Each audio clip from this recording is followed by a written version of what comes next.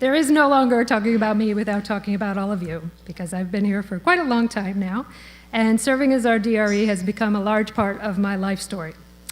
While reflecting on my time here, I thought about the many stories that I've learned while being part of this congregation.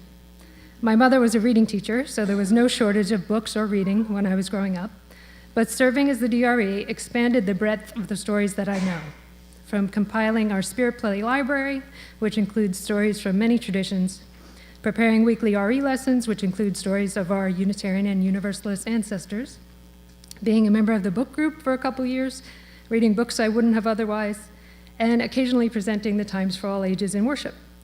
Being part of this community has provided me with the opportunity to discover stories that I would not have otherwise known. Using stories to teach is an effective educational tool for different learning abilities, and it often functions here in worship to introduce the topic or the theme of the sermon. When planning to present Times for All Ages, some stories immediately come to mind when reading the service description in the newsletter or hearing about the planned topic from the speaker. My favorite story, however, never seemed to match up with the sermon topic, so I never suggested sharing it during a service. So should this be my last chance, I'd like to share it with you today. It is my favorite story because it presents a concept or mantra which I have used throughout my personal and professional life, and I was delighted to learn that there was a story to go along with it. It's a story from ancient Israel, and it's presented in Wisdom Tales from Around the World by Heather Forrest.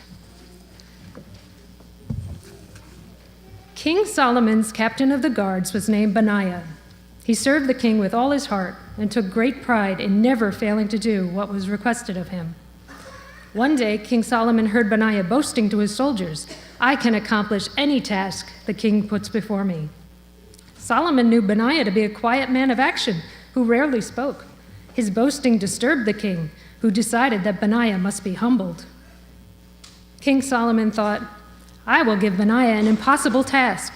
Then he will no longer brag that he can accomplish anything I ask." So the king called Benaiah to his side and said, "My heart longs to own a certain magical ring.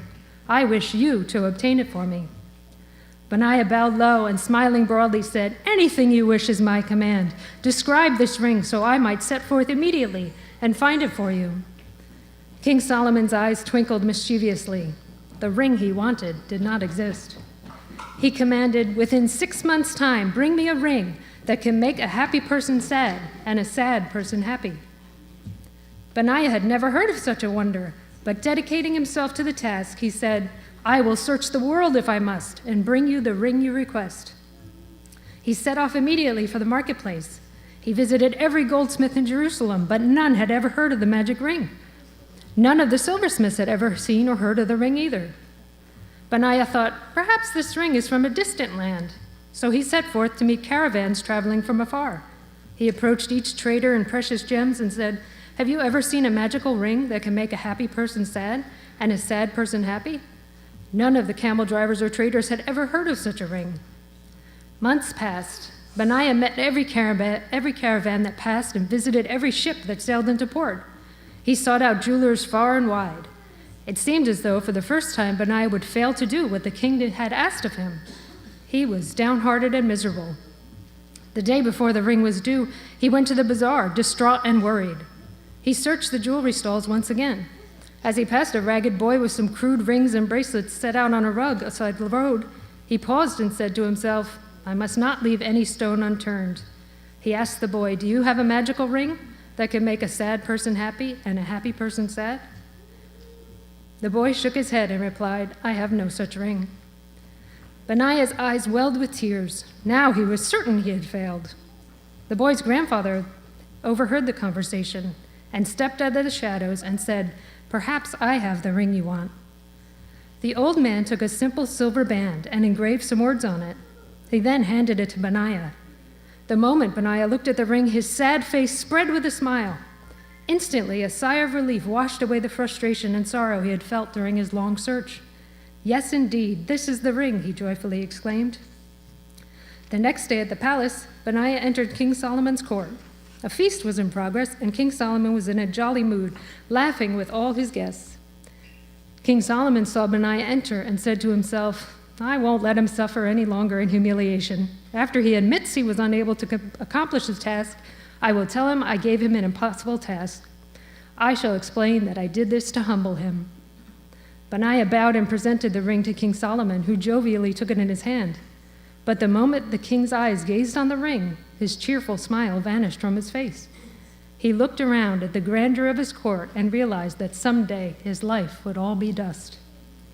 The simple ring he held in his hand was inscribed with 3 Hebrew letters and stood for the saying, "This too shall pass." He knew that the same ring that reminded him that everything he had would one day be gone could also comfort and relieve someone who struggled with grief or misfortune. It was indeed the magical ring he had requested of his loyal soldier. King Solomon took Benaiah in his arms and begged forgiveness for testing him. He gave him his ruby ring and placed the simple silver band with the powerful thought, "This too shall pass," on his own finger. King Solomon wore the magic ring from then on, for it offered him wisdom and balance all the days of his life. And as it does for me as well, because I have one. And I will take it off so I don't give you a different message. I purchased a similar ring a few years ago from a jeweler in Israel so that I too can have a constant reminder of the sentiment, "This too shall pass." And as I complete my time as your DRE this month, I hope that those of you who worry what the RE program will look like without me, remember that this worry too shall pass. And you can find comfort in knowing that the adjustment time with the new staff member will not last long, and they will soon be the familiar presence. On the other hand, if you've been waiting and biding your time for my reign of terror to be over, congratulations, you've almost reached the finish line. But if the next DRE has a similar work style, you may end up with a case of meet the new boss, same as the old boss. And if that is the case, you get it. I'm not leaving without a Pete Townsend reference. If that is the case, let me know and I will give you the number of my ring guy. So thank you for letting me share this story and for letting me be part of the story of UUC SJS. Thank you.